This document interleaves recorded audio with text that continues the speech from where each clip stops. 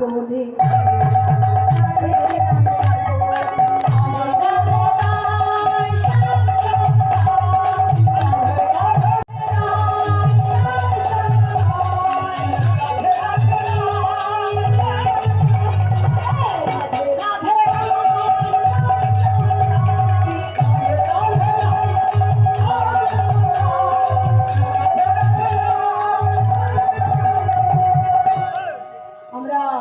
মধুময় বৃন্দাবনে এসে উপস্থিত হয়েছি।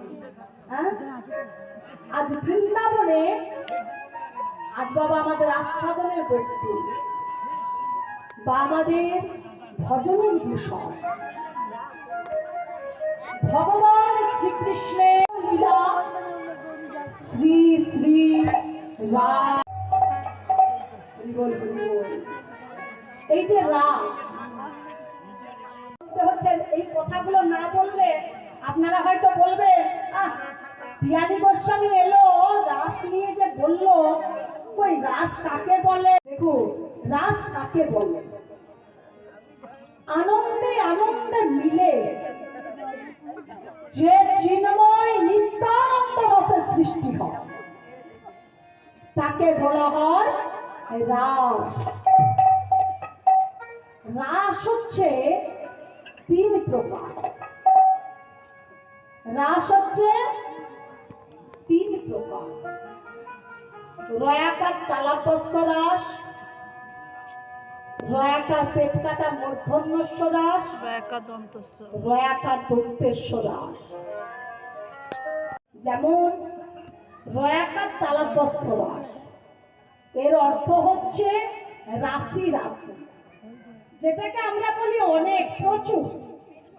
এই যে আপনারা হরিসভায় এসেছে, একটি দুটি করে এসে উপস্থিত হয়েছে, এই যে রাশি রাশি সৃষ্টি হয়েছে, এটা হচ্ছে রয়াকার তালাপস্য রাস।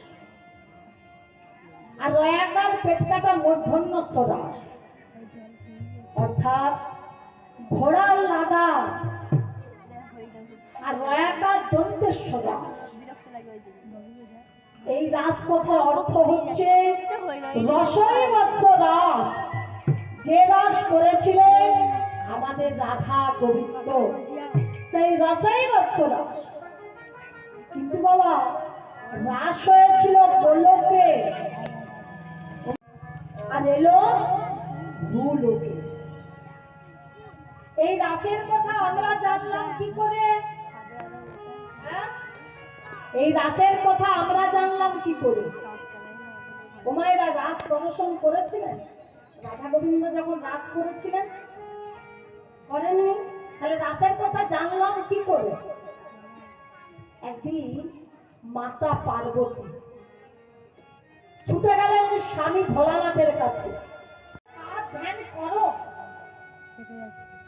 ভোলানাথ বলছে, পার্বতী, ও তুমি বুঝবে না, আমি কার ধ্যান করি, কার জন্য শ্মশানে মশানে ঘুরে বেড়ায়, ও তুমি বুঝবে না। বলছি, কেন বুঝবো না? তুমি যদি বুঝিয়ে বলো তাহলে কেন বুঝবো না?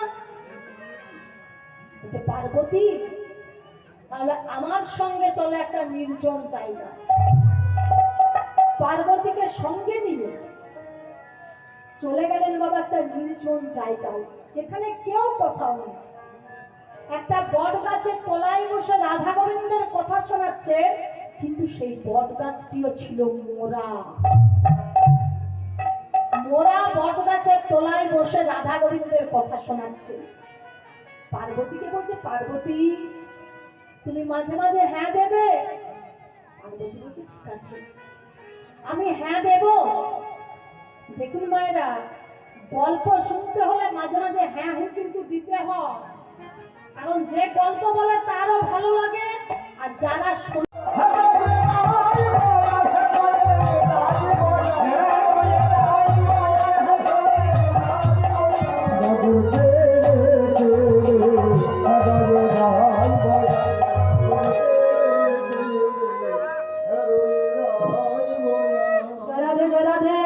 ফুলগুলি, যারা বাচ্চা ছেলেদেরকে বলছি এবং মায়েদেরকে বলছি, যারা ফুল ছুঁড়ে দিয়েছেন সেই ফুলগুলি কুড়িয়ে অন্তপক্ষে আর ছুঁড়বেন না, কারণ ফুল উচ্ছিষ্ট হয়ে গেলে সেই ফুল কিন্তু কোনো কাজে লাগে না।